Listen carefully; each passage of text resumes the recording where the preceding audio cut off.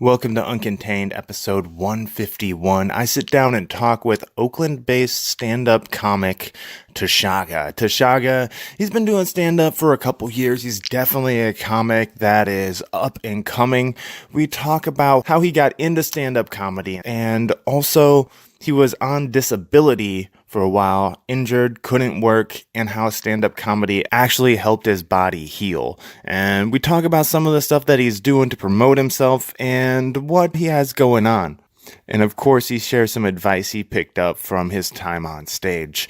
We sat down and talked just a little bit before Christmas, and this is how that conversation went. So plug in your earbuds. This is how Teshaga lives uncontained. How are you doing today, Teshaga? I'm doing well. Thank you for asking. All right, great, man. So, I actually I've seen you perform a couple of times, once or twice at Tommy T's, and then just recently at Cobb's for one of Kabir Singh's comedy competition. Yes. I normally ask people, like, what got them started in stand-up comedy, but you have quite an interesting backstory. So, you want to just dive into your backstory a little bit? My mother is Armenian. My father's black. My mom was disowned by her family after I was born for whatever racist reasons they could think of. So she was not the most happiest person in the world growing up. Always depressed. At an early age, I would just grab the Sunday comics and just jump in the bed and try to read her jokes. I would just read her something to make her laugh, and that's how I got started in loving humor. Okay. It didn't work for her, but it helped me a lot. All right. So your mom was actually disowned for. Oh wow, man, it's hard. How we ended up in Oakland. It's hard to believe that shit still happens. You know, well now with Trump in office. Well, this was 71 also. True. And I was born in Boston, and Boston was known for its racism in the 70s. Okay. Yeah, Boston's like very like split, isn't it? It's kind of like Irish side, everything else. Pretty much so. At least back then. I don't know about now. I haven't been out there in quite a while. All right. Yeah, I've only visited Boston, so I have no real knowledge of the workings of the town. We found that the racism was just too much for us. My mom, she packed her bags. I packed my diaper. She changed it. We left. Right on, man. Right on. So, did you come directly to Oakland from Boston? I was a little young, so I'm still under one. I was told I was put on a plane to D.C., and then I was put on a plane to Oakland, where I met my mom. So okay, all right. Really so you had a layover in D.C. She handed me off to a stewardess to meet up with my father in D.C., but he put me back on a plane to meet up with my mom in Oakland, so whatever. Okay, I don't interesting. know how that worked. Like I said, I was kind of young. I don't remember it too well. Now, I think it's illegal to put babies on the plane in the stewardess' hands nowadays. Probably. Yeah. I'm sure there's some sort of liability that the airlines wouldn't want anyway. So, yeah, definitely. Home security, terrorist thing. I think babies are terrorists anyway. Yeah, I can imagine how the stewardess was that commonplace back then, or was the stewardess like, okay, yeah, sure, I'll take good care of him. A little bit overhead. Put you on the drink cart as they're doing drink service and everything like that. All right, so you got to Oakland at a very young age still. Correct. All right, so with a slight layover in D.C. So now you're in Oakland. Yes. You're growing up, and now. Okay, at this point it was more Bay Area. We started in Oakland, worked our way to Berkeley, Albany, El Cerrito, Richmond, back to Oakland. Let's say by freshman year of high school, I probably already went to about maybe 10 schools. Wow. For 4 years of high school, I went to 5 high schools. Wow, man. Just got to sample all of them, see which one you like? It's because, like I said, Mom's was working day and night. It's just me and her. And, sometimes we have to go backwards to go forward, but we're always trying to get out of the neighborhoods we're in. Okay. All right. So were you always trying to take that step up, or? Yeah. It's always about moving forward. And sometimes you realize it's not a setback to go backwards. Sometimes you have to reset and then go forward again. So we did. Okay. Very cool, man. Very cool. So, all right. So that's your childhood growing up. What was it like bouncing around to that many schools? Were you able to make friends? I made a lot of friends. I didn't need to keep them. Yeah. So it was easy. Okay. All right. Overall, I think I did better than most people because I actually talked to everyone. Being a new kid at school all the time, nobody knows who you are. They put you with a lot of the immigrant kids coming in. or they put you wherever, and you just fit in where you can. So if I was at a school and there was something about me I didn't like and people would mess with me, and I moved to another school, that's the first thing I worked on to change. I try to present who I wanted to be to the other students. Okay. Whereas other people were stuck in the same school all their lives, go to the next school with the same group of people, the next school with the same group of people. If when you were 8 years old, you peed on yourself, and now you're in high school, you're still known as that pee-pee boy. Yeah, definitely. I got to go to get away from a lot of the stigmas, I noticed. So you got a chance to constantly reinvent yourself. Yes. So, like, all right. So later on, after high school and everything, you and 1 year out of high school, I started working with emotionally disturbed, sexually abused, physically abused children. Level 14 facility, all wards to the courts. Last placement, if you fail out of our place, you go to Napa Mental Hospital or CYA. Okay. And I What did that what for is 20 years. CYA? Child Youth Authorities, or California Youth Authority. Okay. All right. So, how long did you do that for? 20 years.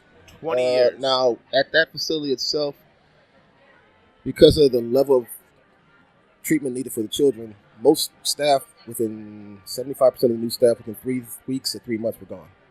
They quit the field altogether, even if they had education in it or not. It's just not for everyone. Really? Is that obviously it has to be a demanding job dealing with It mental issues. And you're dealing with a lot. Let's say like this. Let's see. All right, I'll give you a story. I can't really give too much information. But Of course. we had one kid who was 12 years old, had a prescription from the doctor for KY jelly because he had lesions on his penis that were caused by too much friction. The doctor said he averaged out 5 to 10 times a day, every day. Every day. Damn. Now, in the classrooms, we'd have the sink outside the bathroom so we could watch the kids wash their hands. He started touching himself. No, go to the bathroom. He goes to the bathroom. 10 minutes later, come out with a big smile, walk right past the sink and come up to me, Teshaga, can I have a hug? Hell no, we ain't spooning after that shit. But yeah, I dealt with those kids. He just wants to cuddle, man. It's not the same. Yeah, I can. That's wow. Because I was 19 when I first started, they tried to break me and force me out of the field by making me read every kid's history. No one should be exposed to that much trauma, period. So the organization that you work for made you read every kid's history? When I first started, yes. If you have to be 21 and up to work there. I happened to be 19. They hired me because I had common sense in a group interview that no one else had. Yeah. Wow. Did they end up telling you why they did that? Why they tried to get? Were they trying to actually? Well, when I get you first out? started, I was a little too young. Okay. Like I said, I was 19. The oldest kid there was 16. I just got out of Skyline High School a year before and knew half the kids' parents. I mean, my brothers and sisters. Hey, tell your sister I say hi. You know, I saw your brother yesterday. Hey, I was at your house the other night. So it's not the easiest thing. Yeah. So I had to learn to mature, and that's what the process was about. Okay. So break you down to make you stronger, not to like get you to quit and run away. But there were some administratives there who decided that it wasn't worth just getting rid of him like that. They saw something in me. They decided to stick up for me, and I refused to let them down. So I stayed another 20 years altogether. Yeah. Wow. So you stayed 20 years. So what was it that made you? I like working with the kids. The shit was fun. It was easy. See, the easiest thing about it was that I treat them as children. Yeah. They're not clients. They're kids. Okay. They're people. And that's the biggest difference. Most of these people coming in out of school, I read a book on how to deal with inner city youth. First of all, they're not inner city youth. They're children. Yeah. There's a difference. You have to learn, but they didn't understand that. So with the kids, I had a certain level of respect with them. They had no problems with me. Most of the new kids coming in knew who I was before I even introduced myself. He's the one person you don't need to mess with. He's nice. We're good.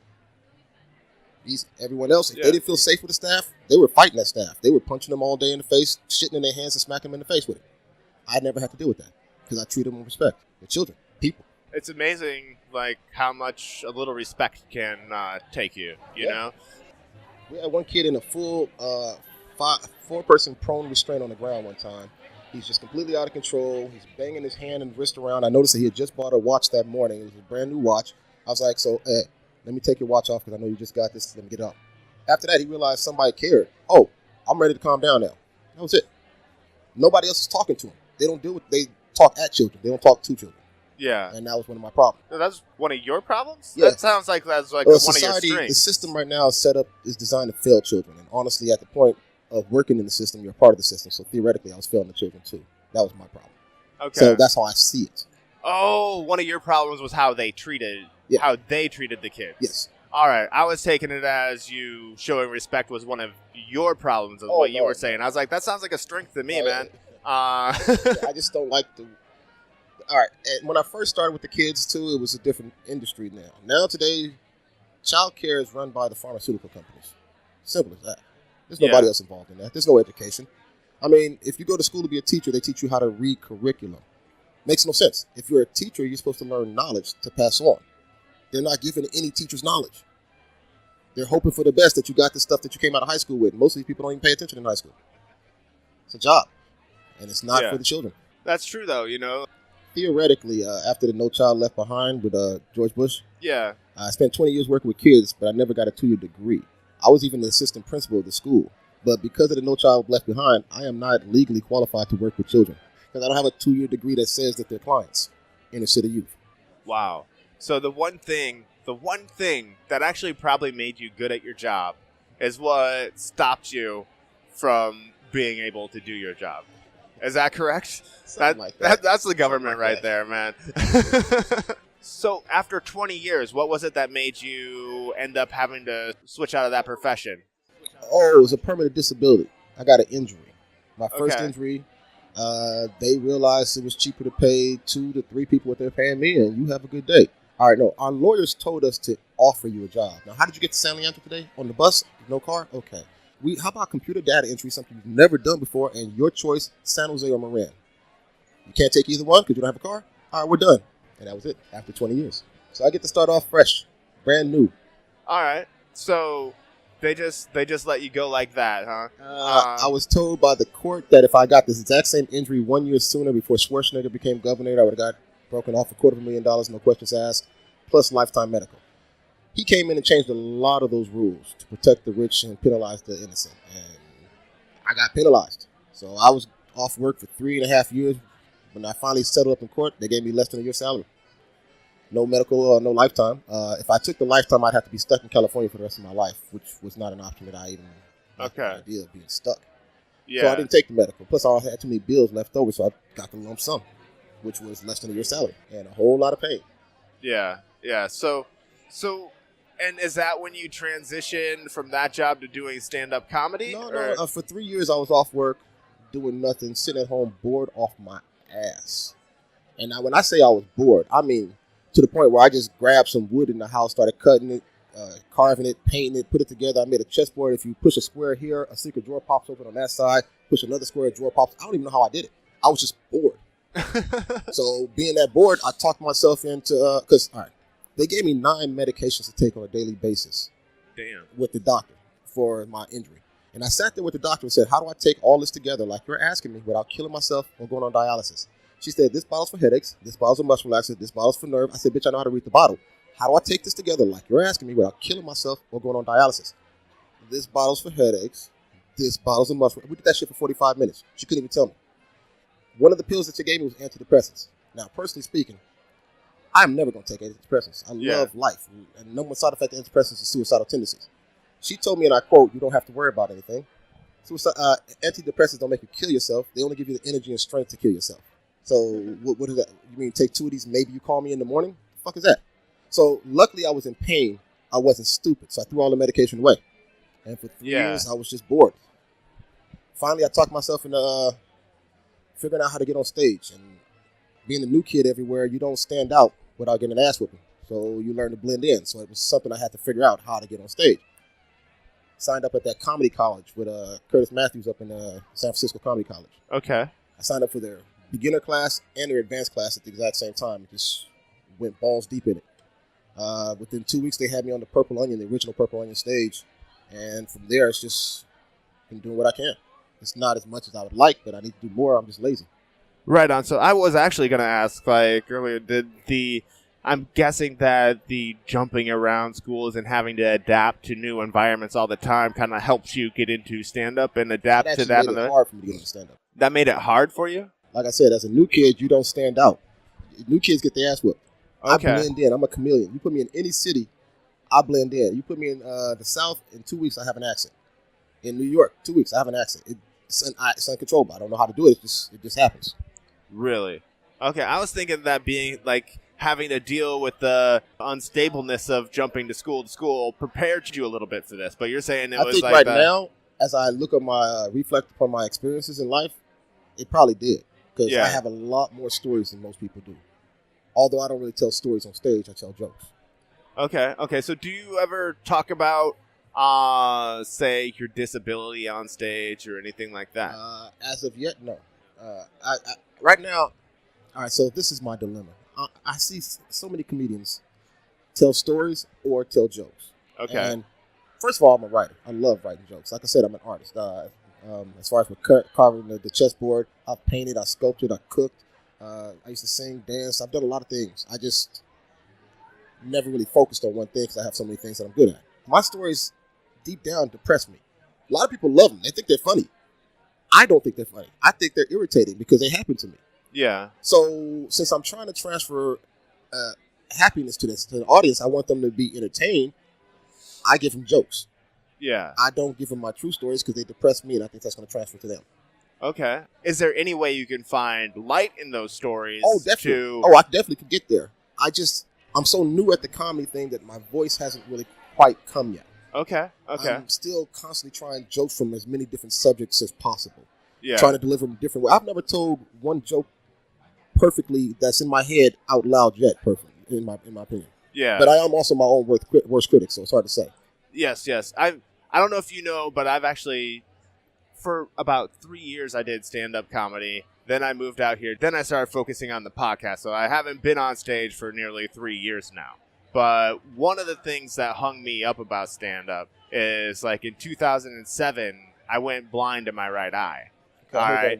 And yeah. So one of my things was I wanted to try to make my stand-up more personal and figure out how to talk about that a little bit without getting the reaction. Yes. And that's the thing I don't want is the Exactly. So, like, I've talked to some people about it. Like, there's this guy, Bruce J., who he was a regular on The Man Show for a while back in the day.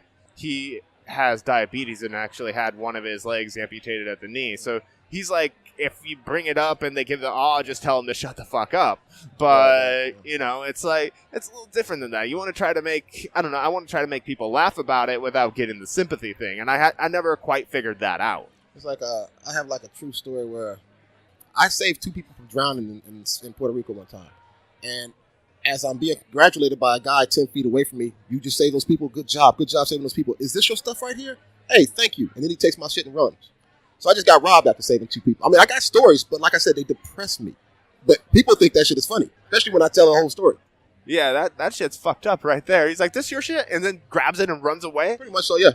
I was just too tired to deal with it because I just finished fighting the ocean and saving 2 people. Man, what a dickhole.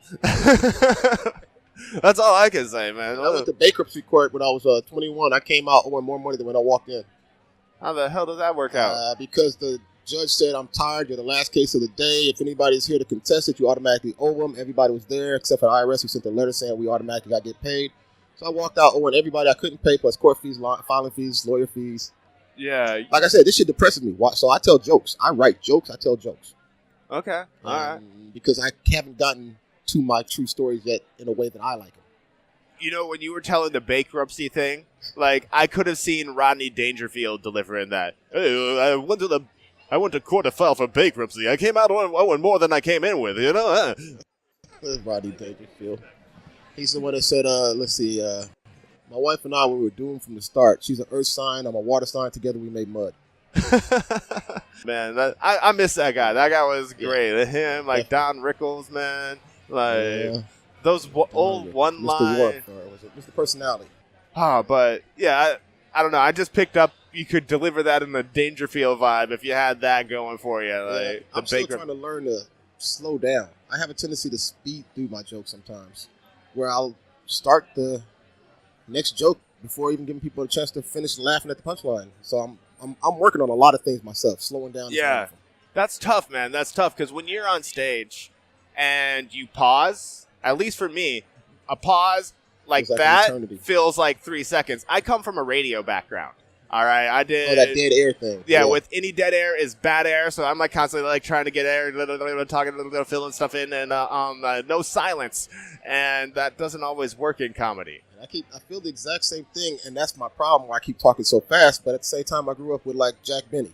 who would take 30 seconds just to in between jokes and give people a chance to laugh at him.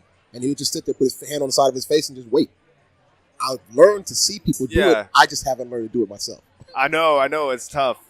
Yeah, as I said, when you think you're doing it, you still need to wait longer. But, so if you don't want to take your stories that you have that depress you to stage, they will come out one day. Right now, it's like I sat down. All right, so honestly, on this Friday, I have a private Christmas party that they're having that I'm performing at. Okay. And I actually don't know. I know 2 of the 3 people putting it together. They're closing down a restaurant. I don't know what's this about, but they offer me headlining, as they call it, because I get to do as much time as I want. All right. So for the last week, I've been sitting there looking at all my jokes that I've established and done on stage that I can remember, and I'm over an hour already, which is weird to me because but I've been writing. I lost 2 notebooks already, and my computer's broken, so there's also material I don't even know that's on there that I have used. I record all my sets. Okay. You know, that's the only way you learn to get better, by analyzing and watching yourself. Simple as that. So I have a lot of material because I write. That's all I do. I'm just trying to make it sound like makes sense, like it's a true story. Yeah, so like it flows. So where do you pull your jokes from? Like what aspects, if you aren't currently going for your stories because they depress you, what is it that you bring to stage? Well, I still talk about me. Okay. I don't talk about people, individuals. I talk about me mostly. So they may not be the actual stories of my life, but they might touch on something. You know, I will talk about being a single child, you know, being raised by a single mother. You know, I'll talk about that on stage a lot. I'll talk about losing my hair earlier, growing bald. It's no big deal with me. You know, I'm not self-conscious about that shit. But if I ever do get self-conscious, I got enough pubic hairs I can do a hair transplant. I'm just afraid people notice it's moist and wavy only on the top. Hot days a little musty. You know, things like that. So I can always find something to pull. Now, from there, that's that. I also have my little political humor and stuff like that. I talk about, like, rich Klan members wearing white dashikis with hoodies on it because, you know, a 1,200 thread count, which is Egyptian cotton, African fabric, but you're racist. You know, things like that. Okay. I have material about being high, watching animal programs. I mean, I touch on whatever I can. Let's see, I was in San Diego one time and I got roofied. So I'll talk about that on stage, but I'll change it around. They were trying to get my cousin's girlfriend. They ended up getting my drink because they were next to each other. But luckily, I made it to the hotel without any incidents. I hope. You hope. Yeah. Nothing that I remember anyway. Or like I was in Vietnam and, you know, I'm at like an open market and ladies approaching me for prostitution. So I'll talk about prostituting on stage, but it's not about Vietnam. It's about a way I've turned it around so it relates to what's going on around me in life. Okay. You know, I like I said, I got a lot of experiences. By age 10, I started working when I was 10. You know, so I've had a job every year of my life until I got that injury. In those 3 years, I didn't work. Other than that, I've always worked. That's all I do. Yeah. And I mean, all I do is work, and that's the problem. I need to stop working and get on stage. I need a sponsor. I need a sugar mama. I hear that, man. Somebody to allow me to be an artist. Yeah. Oh man. You know, they have like Match, eHarmony, Farmers Only, Christians Mingle, SugarMama.com. Come on. It'd be popular. It would be. Where's my sugar mama? Catfishing going on though. I know, right.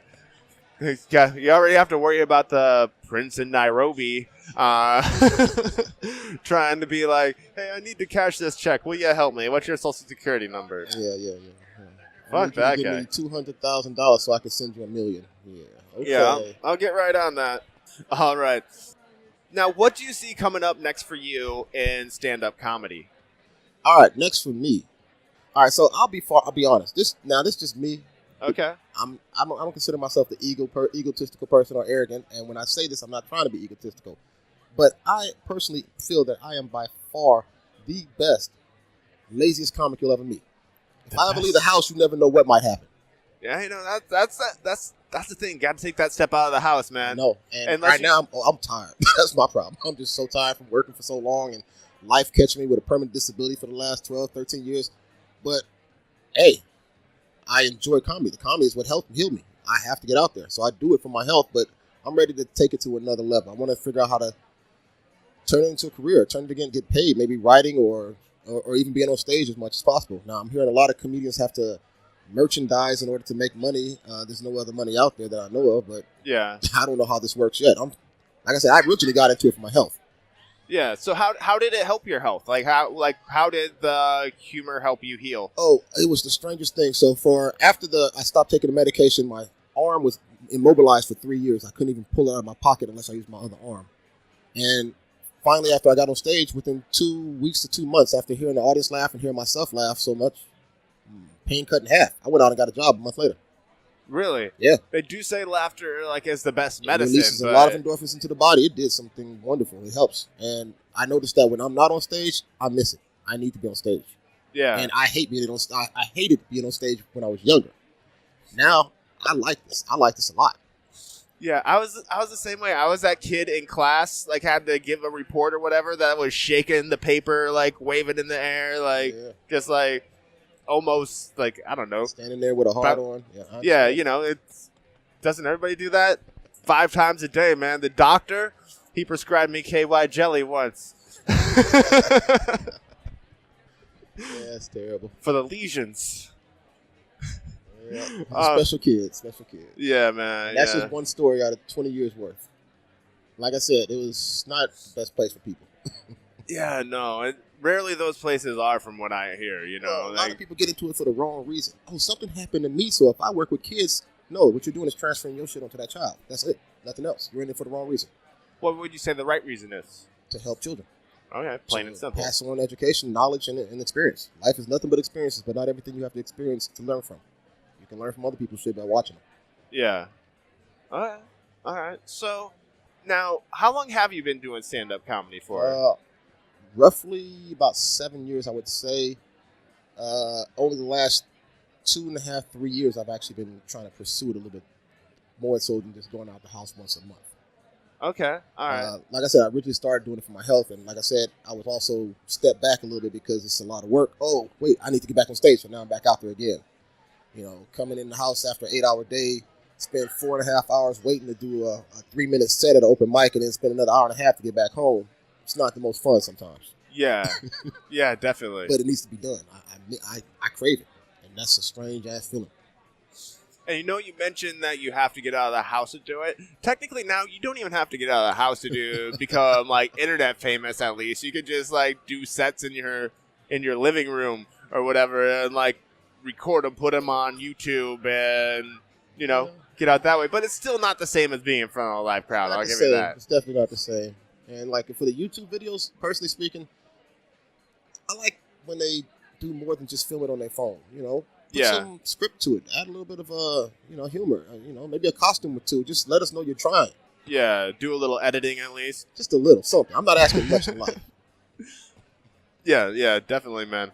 So now, in the time that you have been doing stand-up comedy, what advice would you say that you could pass on to somebody who is just getting started out or looking to take that next step? As far as passing on advice, first and foremost, record yourself if you can. There are so many comedians out there who just go out there and just wing it every night, and they say, "Oh, that was gold." What was gold about it? Can you tell me what joke? Well, I don't remember what I said last night. But for instance, when I first started, it wasn't until the fifth time watching myself on tape that I realized, oh, if I feel the joke is bombing, I'm dropping my head down. Now I'm backing up against the wall trying to get out of the spotlight. Yeah. I didn't even notice that. So really? Until I saw that, then I started, okay, lift my head up, walk forward instead. You have to learn to correct yourself. Yeah. And if you are going to analyze yourself and correct yourself with this, look at your videotape 3 ways. Regular, with sound on. Turn the sound off. Just look at your movements. And then the third way is to just listen to it without looking at the videotape.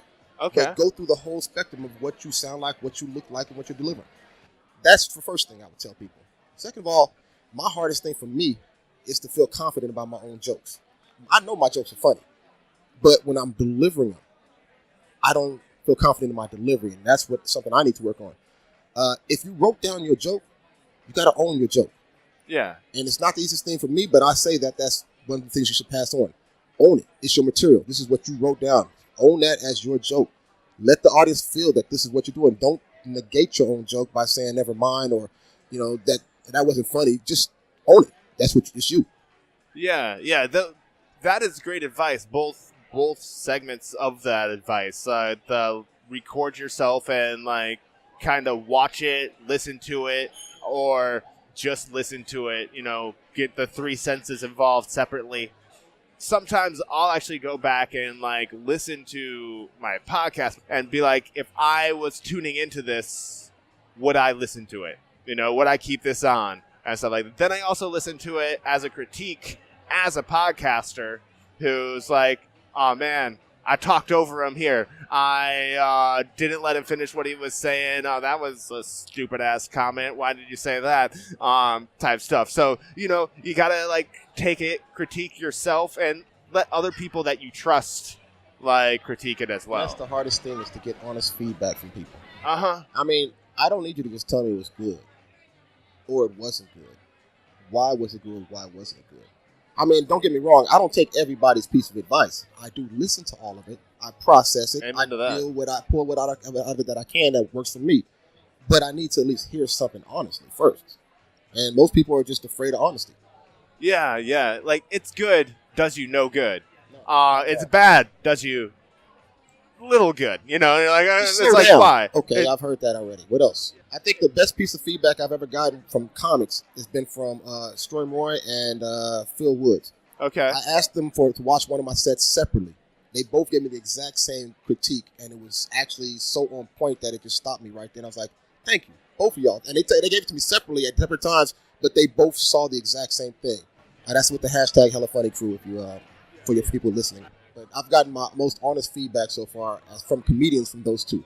Yeah, definitely. And then after that, you get a lot from like Tony Sparks, the Godfather out here. Everyone talks about him.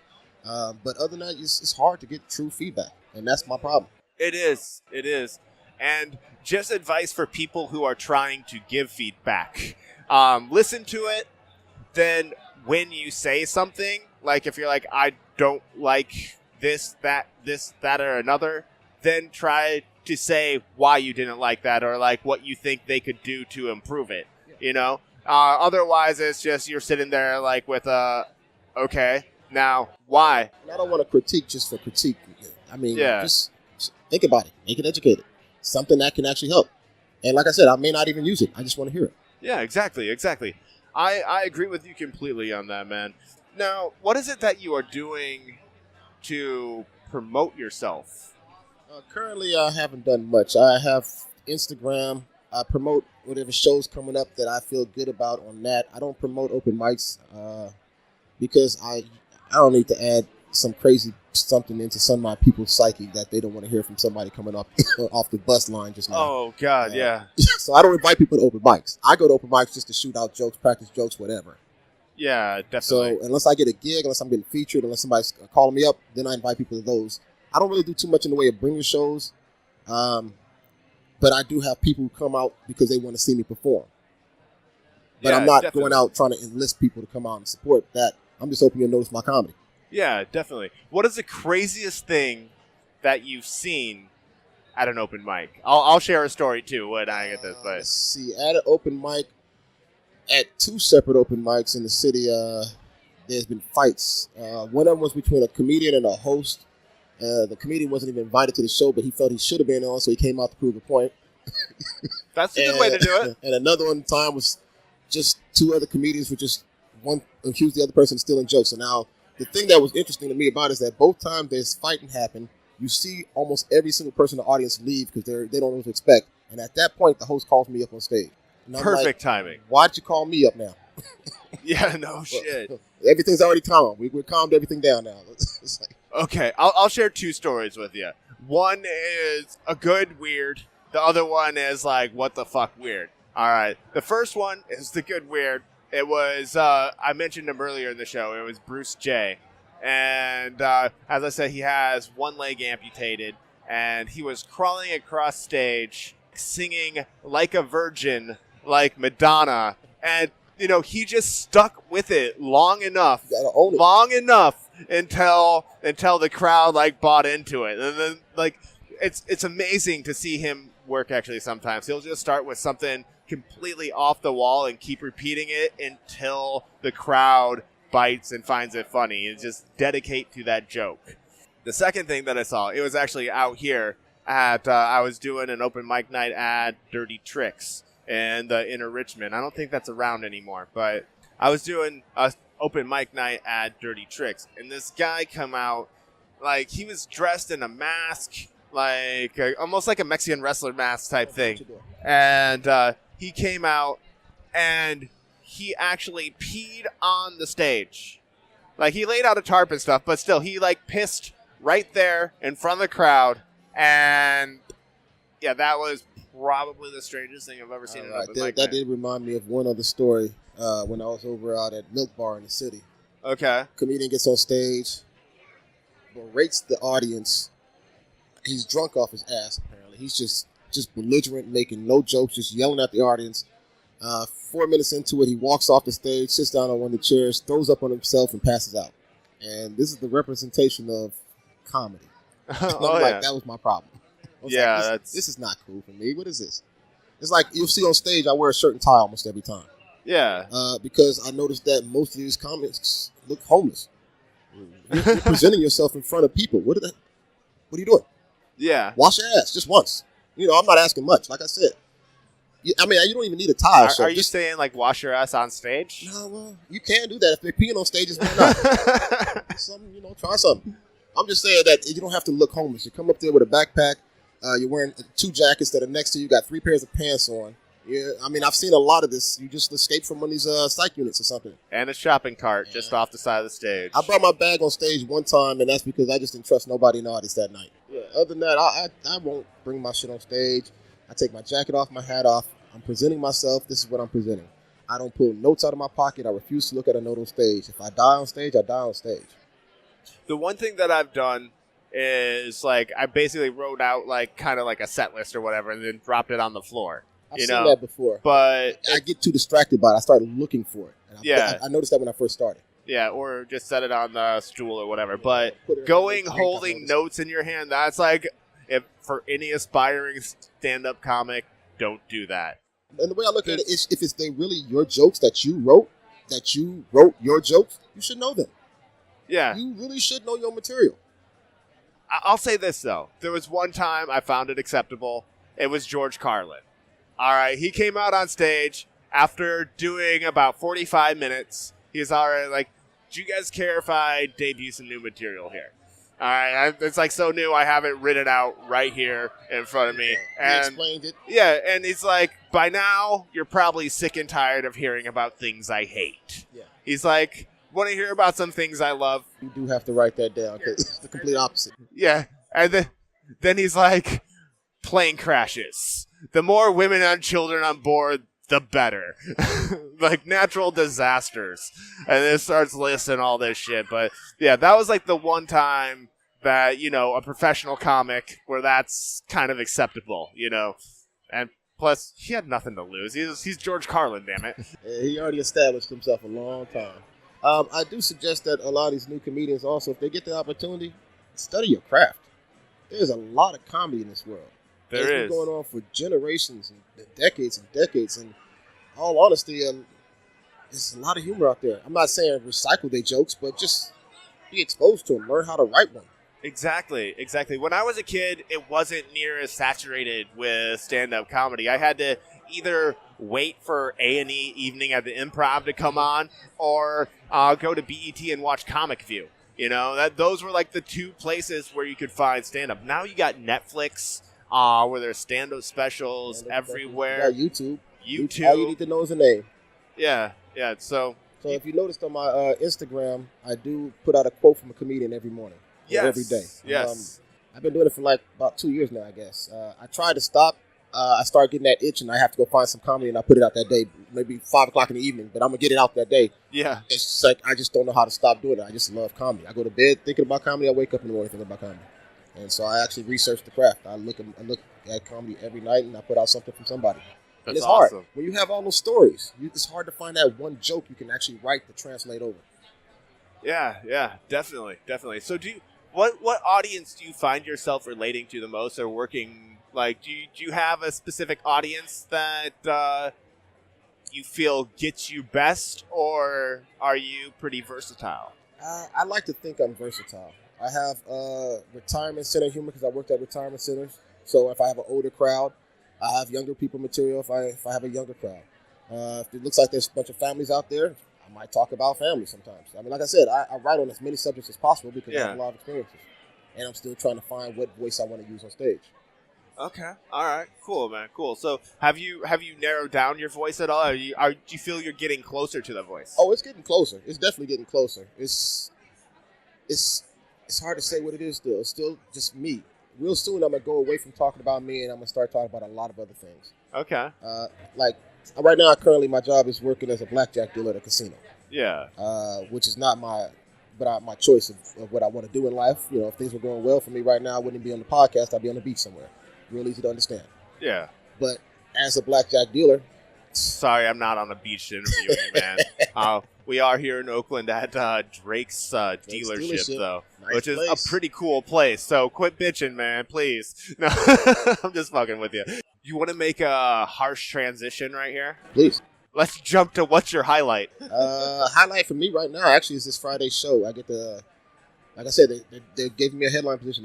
All right, so somebody who does open mics like myself, where am I supposed to ever practice an hour special that every comedian has in their head that I want to do an hour special thing? Yeah. And open mics of 3 to 5 minutes, you never will have the opportunity to practice them unless people know you already. And that doesn't happen. Nobody knows me. So somehow I got lucky.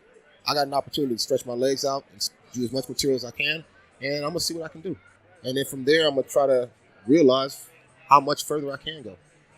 This will be airing past Friday. Like, Friday will come before this goes out. But where is this show? Like, it's actually it's a restaurant in San Leandro. They're closing it down. It's a private function. If you're not on their list, you're not coming in, they said.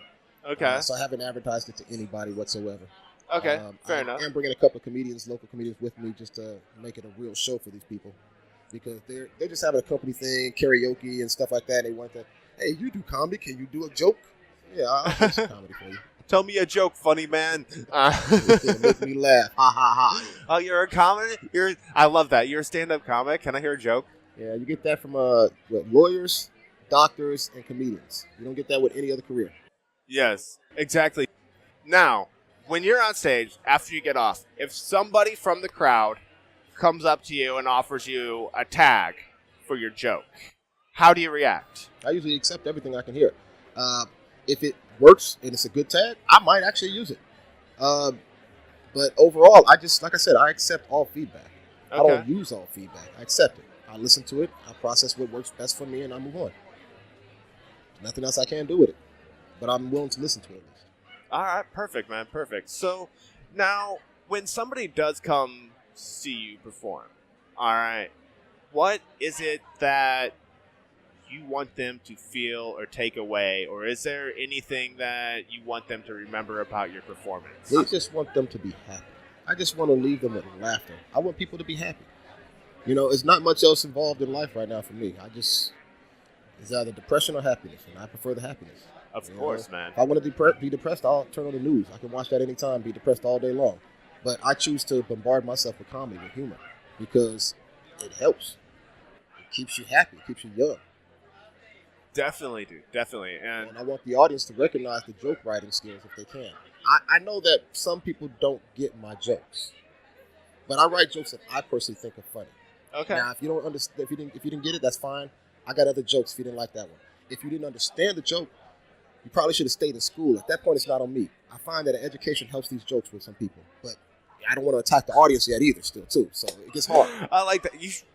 You know, I actually would laugh my ass off if you said that on stage after, like, if you put out an educated joke and be like, nobody's laughing, be like, yeah, an education really does help with these jokes. I went out one night to purposely bomb, and the material I chose to use was to explain how I felt that William Shakespeare was suffering from erectile dysfunction. I was doing this whole bit about being at a strip club, the Taming of the Shrew, where they jingle for shingles. I was doing this whole thing. I was trying to bomb.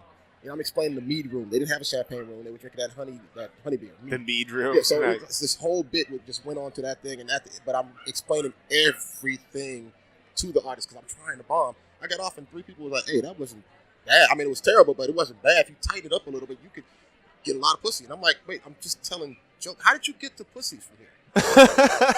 Because nobody else is doing Shakespeare humor. I was like, "Oh my god." You never know, man. I'm not even like throwing in the pussy aspect to it, but Dennis Miller made it with super smart comedy. You know, that's his niche. I write jokes on every different level I can. I got some of the stupidest jokes in the world. I got some intelligent jokes. Like I said, I'm trying to find the voice. So I try to write as many different things as I can until I figure out what flows the most. Yeah. All right, man. So, So it's been awesome talking to you, man. It's been a pleasure. And I appreciate you coming over here, meeting me at Drake's dealership here in Oakland. With beautiful atmosphere music going on in the A background. couple of people brought their dogs. Yeah, we got some water bowls right here, man. They're pretty empty. I ain't gonna lie, but it's been really awesome talking to you. And when is do you have any shows coming up that the public can go to? Not at the moment. I actually am looking for some shows to get into. I try to avoid the open mics, but I need them because I have to get on stage. But that's the only place I can meet people right now, too. Like I said, I'm fairly new. Yeah. I only just started really doing it serious within the last couple of years, even though I've been doing it for 7 years. Yeah. So, I mean, I've met a lot of the right people. A lot of them put me on their shows. It's just I got to keep going on the shows. Like this last month, I had 4 bookings, which is good for me. But I need to be booked a lot more. I need to be booked 4 times in a weekend if I can. Yeah. You'll get there, man. You'll get there. I know I will. You know, I it's will. like a lot of it's networking. That's what the open mics were for me. You know, like when I go there, it was working on jokes and meeting other comics and stuff like that. I And just like, started the networking thing. I'm brand new at that. I started talking to some people outside of the show. And Yeah. This lady was explaining that she's a social media expert in the daytime, and she could put you on, and at nighttime she's a dominatrix. And I was like, I've been missing all these conversations. Oh yeah, let's network. man, that's an interesting profession, man. It's not like the dominatrix thing, not my style, but you know. If you want to pay me to whoop your ass, I got no problem with that. But yeah, so you made me lose my train of thought with that one, man. What I was gonna say is like some of the networking that I've made when I was doing stand up in Iowa, where I'm from, is like Tom Garland, who happened to be the first and 100th guest on my show. He also hooked me up with Rabbit from Super Troopers, Eric Stolhansky. Oh yeah. So he hooked me up with that interview. So, you know, you never know when the person's gonna, you know. Yeah. I'm just hoping that people recognize the skills. I mean, Yeah, exactly. I got a little talent. Yeah. I got a lot of work to do, of course, but I got a little talent. Yeah, man. Hell yeah. And I appreciate you bringing that talent here. I got one final question for you. Teshaga, how do you live uncontained? Day to day. I live uncontained however I can through life. I can't stay in the house. Life is way too short. All we have is this fleeting moment. So get yourself out, do some things. I lost 2 careers with an injury, and I still got a whole lot of life ahead of me. So I'm trying to create some new careers. Hell yeah, man. I got one final thing for you to do. Teshaga, will you do me the honor of signing off the show tonight? Of course. I'd like to first say thank you. I Of course, love man. what you're doing as far as just finding an opportunity for comedians and comedy and entertainers, whoever, just to get known, get seen, get heard, get something. Thank Because you. there's not many opportunities out there for us. I do appreciate that. I am Teshaga, and I live uncontained. And that does it for another episode of Uncontained. Thank you for listening, and thank you to Teshaga for joining me and sharing his story. Wow.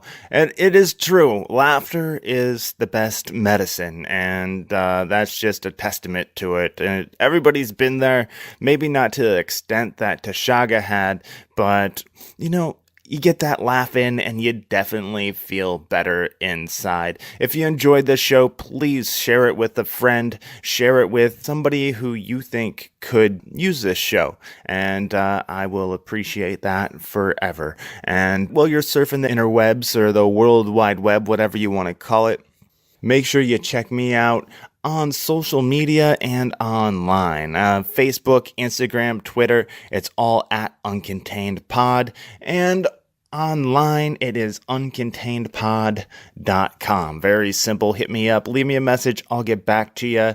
I'd love to hear from you guys and what you think of the show. So, until I hear from you, and until next time, live uncontained.